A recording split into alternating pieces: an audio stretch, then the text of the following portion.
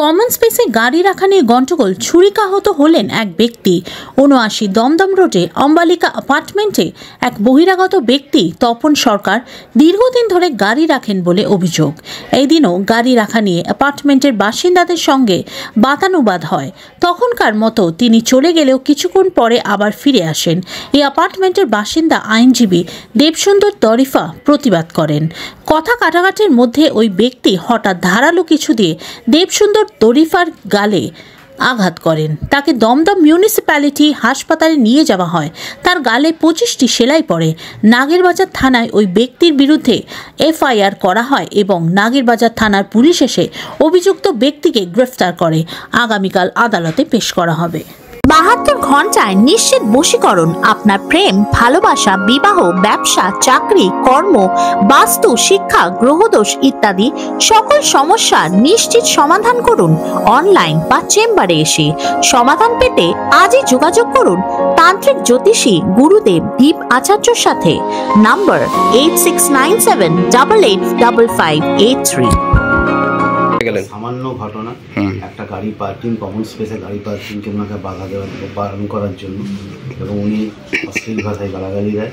তার প্রতিবাদ করার জন্য যে আপনি অশ্লীল ভাষায় গালাগালি দিয়েছেন কেন, তখনই উনি প্রথমে আমার উপর অ্যাটাক করে।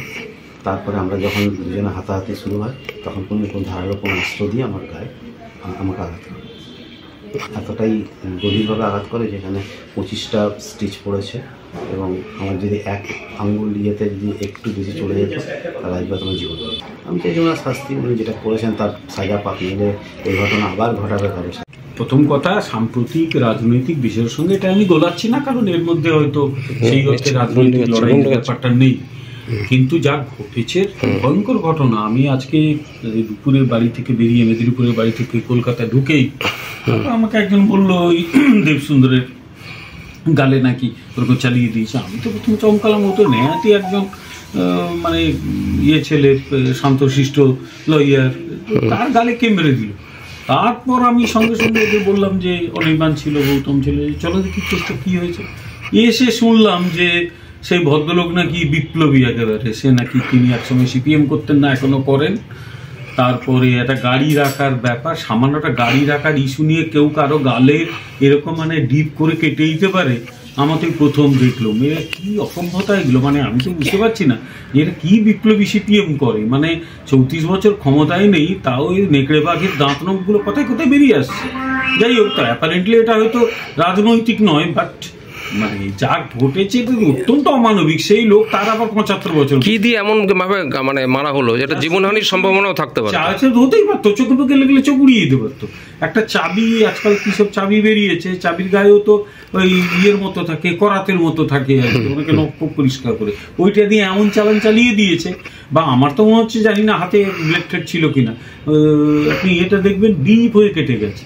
তো আমার দলের একজন যদি কোথাও জখম হয়, আমার একটা কর্তব্য আছে তার সঙ্গে দেখা, তাই এসছি। এসে যা শুনলাম আমার তো একেবারে যাকে বলে হুঁশ উড়ে গেল আর কি। 70-75 বছর লোক এই কাণ্ড করতে পারে, কি রে বাবা। এই এত বড় কমপ্লেক্সে প্রচুর মানুষের বাস এবং পুজো রয়েছে, দেখছি সামনে প্যান্ডেলও রয়েছে, তার মধ্যে এইরকম একটা ঘটনা, এটা খুবই মানে অমানবিক। মানে মানবতার একটা ব্যাপার রয়েছে। তখন সবচেয়ে বড় ভদ্রলোক, সিনিয়র সিটিজেন, বয়স্ক মানুষ, আজকে পুলিশ তুলে নিয়ে চলে গেল। তারপর শুনছি নাকি তিনি আবার নেশাবেশাও করেন। এই তো সবার দেখা উচিত, তাকে সতর্ক করে দেওয়া উচিত, বা প্রয়োজনে, আমি জানি না কমপ্লেক্সের নিয়ম কি, মানে তাকে বলা উচিত আপনি এদিকে চলে যান। এইরকম লোক থাকলে তো কমপ্লেক্সে মানুষের নিরাপত্তা বিপন্ন হয়ে যাবে। এই এরা লোক মার খেয়ে গেল, এবং তার সে জখম হয়ে যেতে পারতো, স্থায়ী ক্ষতি হতে পারতো। খুবই বাজে ব্যাপার।